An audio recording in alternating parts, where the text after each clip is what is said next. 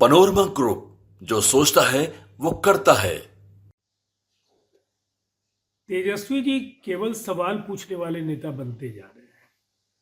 कभी अपनी पार्टी का अतीत तो खंगाल लें। बिहार को क्या दिया है लालू जी और राबड़ी जी ने, ये भी बिहार की जनता को बता दें। हर बार सवाल खड़े करना, यात्रा, संवाद, कभी उन्होंने कोई यात्रा पूरी की है? हर यात्रा अधूरी छोड़कर निकले हैं। और यात्राएं और संवाद लोकतंत्र की एक ऐसी शैली है जिसका अनूठा उदाहरण बिहार है। नीतीश कुमार जी की 14 यात्राएं, इन यात्राओं से बिहार का कायाकल्प हुआ। चाहे वो बिहार के ऊर्जा के क्षेत्र में आज हर गांव में बिजली का सवाल हो, आधारभूत संरचना का अभूतपूर्व विस्तार हो, सभी वर्गों का सशक्तिकरण हो, विशेषकर महिलाओं के लिए जो किए गए कार्य हैं, अगर इन्हें हम देखें तो इन यात्राओं की भूमिका बेहद अहम है।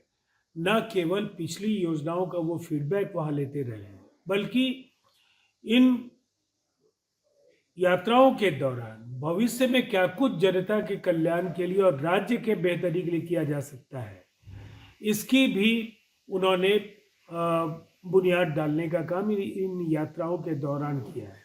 अब जहां तक यात्राओं पर होने वाले व्यय को लेकर कई सवाल तेजस्वी जी पूछते हैं, उन्हें लालू जी की शैली भी याद कर लेनी चाहिए। उन यात्राओं पर अनाप शनाप व्यय और नतीजा सिफर, कुछ भी नहीं होता था। आज अगर बतौर मुख्यमंत्री नीतीश कुमार जी किसी यात्रा पर जाते हैं तो निसंदेह ये यात्रा जनता के कल्याण के लिए है, और इसके लिए नीतीश जी को किसी के भी सर्टिफिकेट की जरूरत नहीं है, और कम से कम तेजस्वी यादव जैसे गैर जिम्मेदार नेता के सर्टिफिकेट की जरूरत तो नहीं है। इसलिए कि जब भी वो गए हैं, पूरी पारदर्शिता के साथ जो भी राज्य सरकार के फैसले हैं वो जनता के सामने आए हैं, और उन फैसलों ने बिहार की तकदीर और तस्वीर बदलने का काम किया है। इसलिए अनाप शनाप बयानों के बजाय तेजस्वी जी को अपना घर संभालना चाहिए।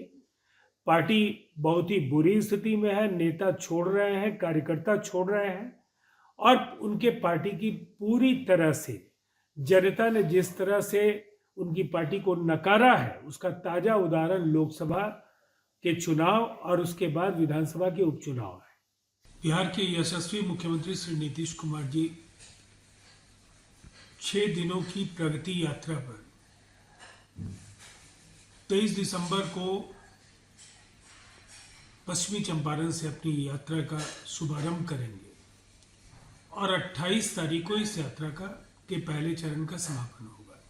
निसंदेह पूर्व की जो 14 यात्राएं हैं, इस यात्रा से भी उन्हें राज्य सरकार के द्वारा संचालित योजनाओं पर जो जनता की राय, उनका फीडबैक, और साथ साथ भविष्य में क्या कुछ बिहार के लिए किया जा सकता है, इन प्रश्नों पर भी वो जनता की राय का समावेश पूर्व में भी करते आए हैं। इस यात्रा से भी राज्य में संभावनाओं के अनेक द्वार खुलेंगे, और निसंदेह ये यात्रा बेहद महत्वपूर्ण है, इसलिए कि जनता से संवाद की जो शैली नीतीश कुमार जी की रही है, जिस तरह से अनेक कालजयी और युगांतरकारी कार्यक्रमों की रचना बिहार में उन्होंने की, और जिससे बिहार का कायाकल्प हुआ है, एक